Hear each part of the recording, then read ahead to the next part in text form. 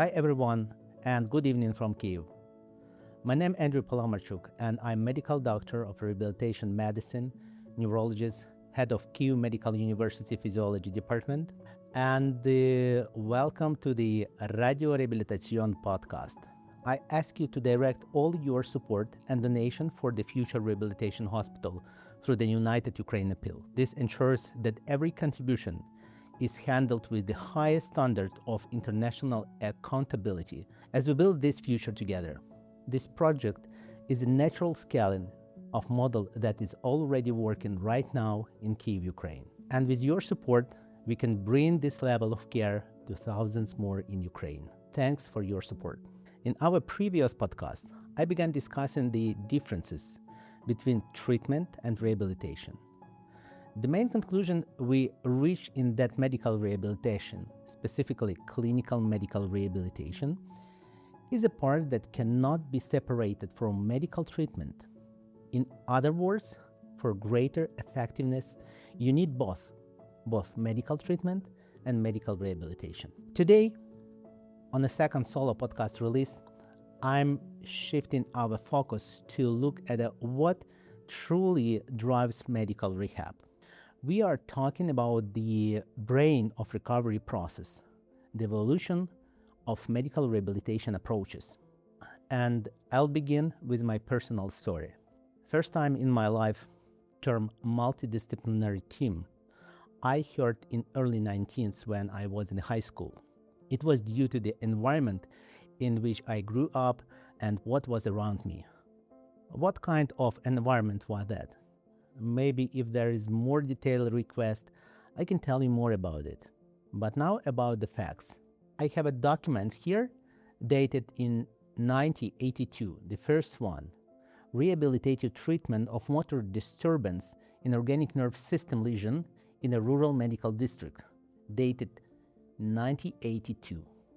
And second one, Rehabilitation in Rural Community in Ukraine, Pilot Project, dated in 1991. So what did rehab actually look like back then?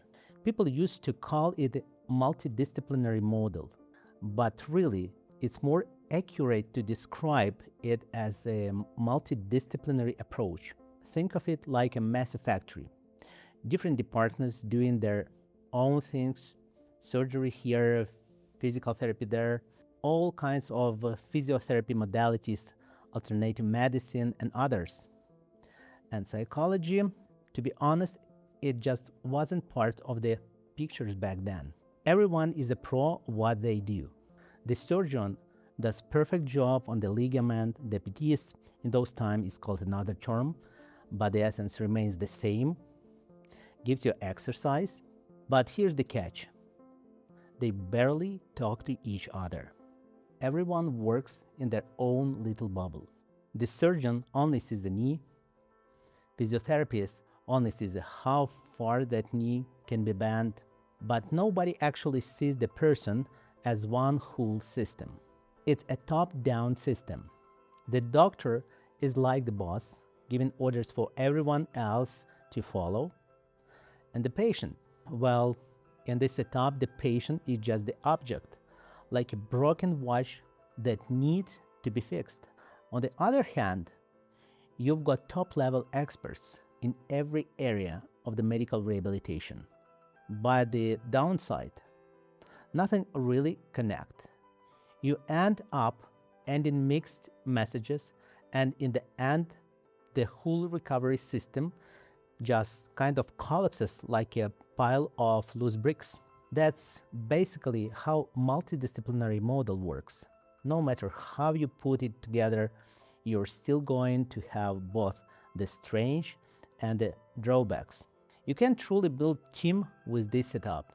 It's actually a bit of red flag when someone calls it a multidisciplinary team. Usually that means they're looking at it from outside. If you're in the thick of clinical rehab, you know that this is simply a multidisciplinary approach. A team applies a level of connection that doesn't exist yet in this stage. If we look back at the 19th, around the period leading up to 1997, I could say the system essentially collapsed before it had chance to evolve. Because of the economic situation, as state-subsidized healthcare slowly began to fade away, it became impossible to sustain, let alone develop, of medical rehabilitation. Second, back then, rehab was a brand new, cutting-edge field globally.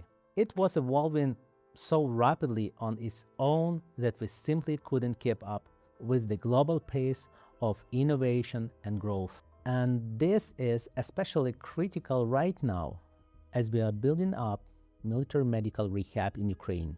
We constantly hear public officials, even those at Ministry of Health, throwing around the term multidisciplinary team. But to me personally, that's a clear sign of one thing: it's populism over practice. They are using the buzzword, but they don't understand the actual clinical reality behind it.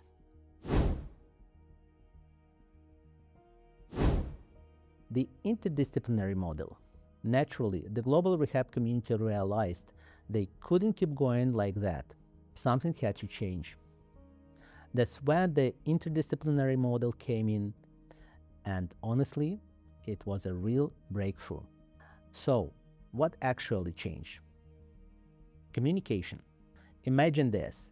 Instead of specialists just sitting in separate offices, they are now all at the same table. They are discussing the patient together. They are working toward a shared goal. It's no longer just heal the fracture. It becomes help the patient get back to the playing football by September. Now the physical therapist can say to an occupational therapist, "Hey, we increased the load on his leg today. Keep an eye on how he's getting out of bed at home." A team leader appears, usually a physical and rehabilitation medicine physician, who doesn't just give orders, but actually facilitate discussion. The patient becomes the center of everything. Their voice starts to matter. It's kind of like building a modern apartment complex. The architects, the electrician, and the plumber are all working from the same blueprint. The risk of mistakes goes down, but professional boundaries are still pretty rigid. Physiotherapists, for example, won't step into psychologist territory, even if they can't see the patient in the pain and close to tears. The general consensus among physical rehabilitation medicine physicians is that interdisciplinary team approach is the preferred way of working. Research shows that teamwork between different specialists can reduce cost and improve patient outcomes. Because of this, many professional and regulatory organizations support the interdisciplinary team model in rehabilitation programs. With healthcare costs rising, it's important to use all available skills and knowledge to treat complex conditions and help patients recover as much as possible. The transdisciplinary model, TDT. However, in military medical rehabilitation, the interdisciplinary model also has some limitations compared to the transdisciplinary model. In war-related conditions, care is often fast, complex, and resource-limited. In such situations, strict professional boundaries can slow things down instead of helping. The transdisciplinary model can be more effective here because it's more flexible, more integrated, and keeps the focus fully of the patients. And now we get to the peak of this evolution, the place we're aiming for, the transdisciplinary model, or TDT. Transdisciplinary approach is the more complex level. It's where something called role blurring happens. And no, that doesn't mean a nurse suddenly starts doing surgery. It means every team member has skills that overlap with related fields.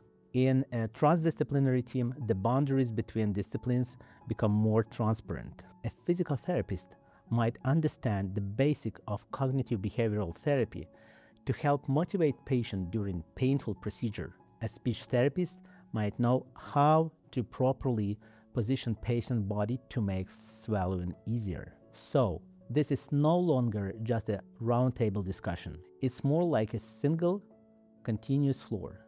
Specialists learn from each other. There is no traditional hierarchy here.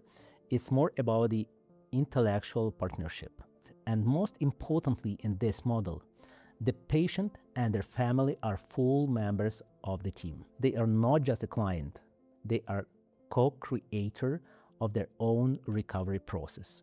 We are not simply treating the patients, we are giving them the tools to rebuild themselves. You might ask, okay, this all sounds great in theory, but how does it actually speed up cell division after fracture? When a patient is in an acute state, their body is basically in a storm of signals: pain, stress, inflammation. In a multidisciplinary model, we treat inflammation with the pill and pain with an injection. In transdisciplinary model, we think differently.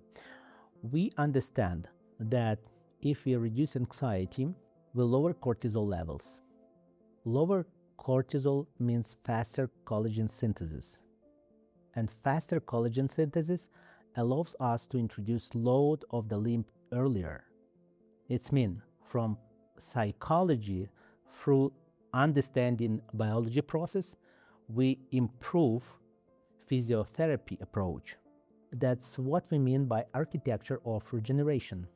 The intervention in one area creates positive ripple across of entire system. The team functions like biological network, aligning their actions with the patient's own biological rhythms. Looking ahead, we are often searching for a magic pill or some cutting-edge device that will do all the work for us. But the real magic of regeneration happens where specialist ego ends and true collaboration begins. Transdisciplinary isn't easy. It asks doctors to let go to the all-knowing authority role, and it pushed therapists to keep learning beyond their own field. It takes time to communicate, to build empathy, to actually listen to the patient. But if you want to move from acute condition to real recovery, there is no other path. We have to become architects, not just of tissue, but on human relationship too. In my personal conclusion, unfortunately, because of the difficult situation in Ukraine right now, I can only share my personal opinion about rebuilding the rehabilitation system. What I see is that we are mostly repeating the same approach, building another multidisciplinary system instead of learning from past experience.